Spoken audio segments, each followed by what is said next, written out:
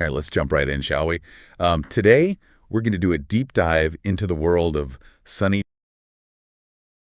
poet with, such a wild style. Yeah. 28 books of poetry, over 100 paintings. This guy's a creative machine. Yeah. Our listeners curious. Yeah. They want to know about the more surreal side of Jetsun's work. Yeah. How he tackles controversial themes. And, of course, we've got to find a poem that speaks to our souls, right? Right, yeah. And our listener has given us the green light for an R-rated, no-holds-barred discussion. So let's keep it real, huh? Love it. Raw and unfiltered look at Jetsun. I'm all for it. He's definitely not afraid to push boundaries. Speaking of pushing boundaries, Yeah. let's talk about his time in Goa. Oh, 16 years. That's a serious commitment to, yeah. well, whatever Goa represents for him, Freedom, spirituality, who knows? Well, that's the beauty of Jetsun, isn't it? Blends it all together. You see it in the poem titles alone. Driving my scooter through the asteroid field, coming down over Venus. Hello, Baba. Light love angels from heaven. Coming down over Venus. Oh, wow. It's like he took a cosmic road trip, with Hunter S. Thompson and the Dalai Lama. That's a hell of a road trip. It is, yeah. And then there's a greenhouse for my Caesar's schizophrenia. Oh, yeah. I mean, come on now. That's a title that grabs you by the throat and doesn't let go. Exactly. Throws these insane juxtapositions at you, Yeah. The mundane with the mystical, the Okay. cosmic with the deeply personal, jarring, but also strangely alluring, don't you think? It's like he's trying to shake you awake. Yeah, like wake up. Saying, hey, look at the world differently. See the magic in the mess. Right. And he doesn't shy away from strong language or confronting uncomfortable truths. Like in Isipatana Park is in Bloom. Okay. He writes, cobalt rhinos cross a golden kimono skyline. Rubber tree green frogs jumping in a golden kimono skyline. Hold on. Cobalt rhinos. And then he says, What? lemon lion roaring on Damayanti's sunrise seri. Lemon lions. This is some next level surrealism. Totally. Throws these wild images at you and you're left trying to piece together the meaning. Yeah. It's like a dream you can't quite grasp, but it leaves you feeling deeply unsettled. Right. And maybe a little. Okay, that's where it gets interesting. Yeah. You mentioned the listener wants to dig into the controversial stuff. Sure. There's this whole section called Undercurrent of Life Stream, which delves into Buddhist psychology. We're talking Havanga-sita and Vithi-sita, the subconscious and conscious minds. Heavy stuff. Heavy stuff. This is where Jetsun goes full-on philosophy geek, I think. He's suggesting that our subconscious, this vast reservoir of experiences and desires, is driving the bus more than we realize. Whoa, hold on. Which, Are we really just puppets of our subconscious programming? yeah. That's a pretty bleak outlook, man. Well, yeah, but Does Jetsun believe we have any control over our choices? that's the million-dollar question. He doesn't offer any easy answers, but he does seem to believe that by becoming aware of these subconscious forces, we can start to navigate them more skillfully. So if you know your programming, Yeah, you can at least try to rewrite the code. something like that. Makes sense. But then he throws this curveball, right? Called targeted disappoint. He's basically saying, avoid expectations, avoid disappointment. Right. It's like he's advocating for emotional detachment. It's definitely a provocative concept. On the one hand, yeah, expecting less can lead to less suffering. Sure. But on the other hand, don't expectations fuel our dreams, our ambitions? Could detaching from expectations lead to apathy, a lack of passion for life? Damn. Yeah. You're expecting less disappointment, Okay. but also potentially less joy. Right. I mean, if you don't expect anything good, how can you be St. Wise and delighted when it happens? Exactly. It's a delicate balance. And honestly, I'm not sure Jetsun himself has figured it out. He's more about asking the tough questions than providing tidy answers, Yeah. But that's what makes him so fascinating. You know what? I think that's a great point to pause on. Okay. We've just started scratching the surface of Jetsun's world, and it's already blowing our minds. Yeah. We'll be back in a minute to dive deeper into his love for women, find that soul-stirring poem, and try to make sense of this whole targeted disappointment thing. Don't go anywhere. All right. Welcome back. We're knee-deep in the surreal and philosophical world of Sunny Jetsun. Yeah. And honestly, I'm not sure what's more mind-blowing, his cosmic imagery or his take on Buddhist psychology. It is a potent cocktail, that's for sure. But remember, we were going to dig into Jetsun's, his love for women. Oh, right. Yeah. He's known for these incredibly romantic, almost mystical descriptions of the feminine divine. Yeah. And you mentioned he's all for equality, both physical and spiritual. Not your typical macho poet, then. Not at all. There's a deep respect for women in his work. He sees them as muses, Muses. as equals, as forces of nature. I like that. Like in Attack of Love, he writes, "Frangipani was the smell of all my lovers, feeling luscious, sexy chromosomes." Damn, sexy chromosomes. That's bold, but also kind of hot in a weird Jetson kind of way. Right. It's like he's celebrating the raw, primal energy of female sexuality, but in this poetic, almost ethereal language. You know? And it's not just about physical attraction. No. He seems fascinated by women who break the mold, who challenge societal norms. Exactly. Like the Trobarits he mentions in Occitania Amia, these badass female troubadours from medieval times. Exactly, yeah.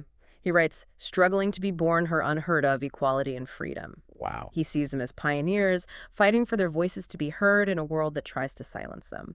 You know, it's refreshing to hear a male poet talk about women with this level of admiration and respect. Yeah. It's not objectification, it's reverence.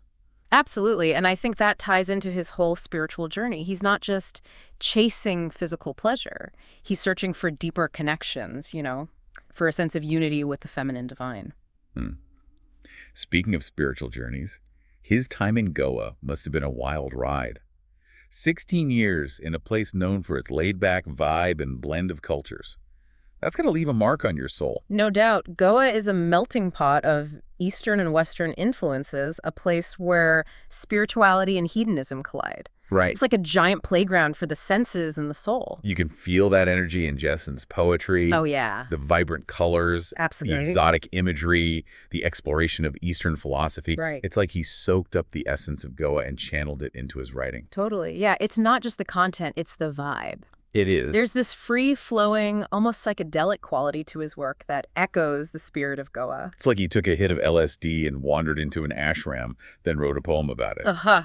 That's a pretty accurate description. Right. But remember, he also mentions the influence of the 1960s counterculture. Right. It's that mix of Eastern mysticism, Okay. psychedelic experimentation, and a yearning for something beyond the conventional Right. that really defines his work. So we've got Goa, we've got the 60s, we've got this deep respect for women, Yeah. and then there's the whole Buddhist philosophy thing. Right. It's a lot to process. Yeah, it is. But it's also incredibly compelling. And that's what makes Jetson so unique, right? Yeah. He's not afraid to blend seemingly disparate elements, highbrow philosophy and street-level grit, cosmic imagery, and deeply personal confessions. It's messy, Yeah, see? it's chaotic, but it's also strangely beautiful. It's like he's saying, life's a fucking trip, man. Embrace the chaos. Yeah, embrace. Find the beauty in the mess. Exactly. Right. And that brings us back to the poem that resonated with me. Okay. It's called To Chopin's Greatest Hits. To Chopin's greatest hits. And it speaks to that idea of finding joy in the unexpected, even after experiencing great loss or heartbreak. All right, lay it on us. Okay. What is it about this poem that touched you so deeply? It's the simplicity, the honesty. It's about a man who once loved a glamorous Parisian fashion model, but now finds contentment in the simple companionship of a kitten. He writes, he used to love a fashion model from Paris, France, who grew up with the best of the Republic. Now, he's more than happy when a kitten comes to be stroked a while. Damn, that's a powerful image. Yeah. It's like he's saying, you know what? Sometimes the simplest things in life bring the most joy. You don't always need the flash and the glamour. Exactly. It's about appreciating what you have, finding contentment in the present moment, even if it's vastly different from your past experiences. And that's something we can all relate to, right? Yeah. We all had those moments where we're chasing after something, Yeah. thinking it was going to bring us happiness. Right. And then we realize that true joy is often found in the quiet, unassuming moments. You nailed it. Like, think about a time when you were stressed out, overwhelmed, and then something small and unexpected happened. Maybe a beautiful sunset, Yeah. a kind gesture from a stranger, or even just a really good cup of coffee. Right. And it shifted your whole perspective. Yeah. You know? Yeah. Those little moments of grace can be powerful. They are. They remind us that happiness isn't always about achieving some grand goal. Right. It's about being present, Yeah. being grateful for the simple things. Absolutely. Right. And that's the beauty of Jetson's work. He can take you on this wild, surreal journey through the cosmos, But he always brings you back to these universal human experiences. It's like he's saying, hey, we're all in this together, man. We're all searching for meaning, for connection, for a little bit of peace in this crazy world. And maybe, just maybe, we can find it in the purr of a kitten. Yeah. The warmth of the sun on our skin, or the shared laughter with a friend. You know what? That's a beautiful thought. It is. And I think that's a perfect place to take a quick break. Okay. We'll be back in a moment to wrap up this deep dive into the fascinating, confusing, and ultimately inspiring world of Sunny Jetsun. Don't go anywhere. And we are back, folks. This deep dive into Sunny Jetsun's poetry, well, it's been a wild ride, hasn't it? Yeah, it has. Surrealism, Buddhist philosophy, sexy chromosomes, we covered it all. We did. Quite a journey. You know, we started by talking about the jarring juxtapositions and the cosmic imagery, but I think what really struck me is Jetsun's vulnerability. Oh, interesting. He doesn't shy away from the pain, from heartbreak, the messy parts of life. Right, yeah. It's like he's inviting us to embrace that full spectrum of human experience, the good, the bad, the beautiful, the ugly. He's not trying to sugarcoat anything. Exactly. And that honesty, I think that's what makes him so relatable. He's not preaching from some lofty pedestal. He's down in the trenches with us, grappling with those same existential questions, the same desires, the same fears. He's like that friend, who tells you, hey, life's a bitch sometimes, but we got to keep going. Yeah. You got to find the beauty in the chaos. That reminds me of something you said earlier about managing expectations. Oh, yeah. Jetsun's targeted disappoint concept, pretty radical. Yeah. But there's wisdom in there. If we can loosen our grip on how we think things should be, we might just open ourselves up to unexpected joys. Good point. If you're constantly chasing some ideal, you're going to miss the magic happening right in front of you. Exactly. That poem to Chopin's greatest hits. Right. Finding contentment in the simple act of stroking a kitten.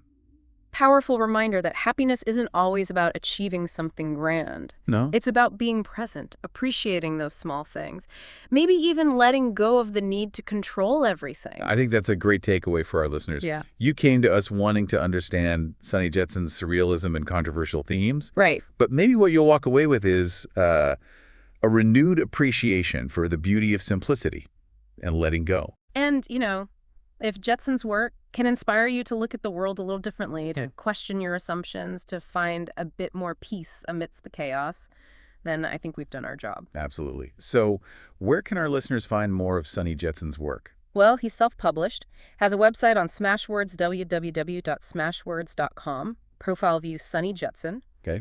28 books of poetry, all there for the taking. And if they're looking for a good starting point, any recommendations? Yeah, I'd recommend 37-cosmic-oceanic.pdf. It's a great intro to his unique blend of surrealism, philosophy, and raw honesty. Perfect. And for anyone out there who wants to explore other poets who kind of blend surrealism with these philosophical themes. Yeah, check out Charles Baudelaire, Arthur Rimbaud, and André Breton. Great recommendations. Yeah. Well, I think that about wraps up our deep dive into the world of Sunny Jetsun. It's been a trip, to say the least. It really has. So for me and our expert, thanks for listening, everyone. And keep those minds open and hearts curious. Absolutely. There's a whole universe of poetry out there waiting to be explored.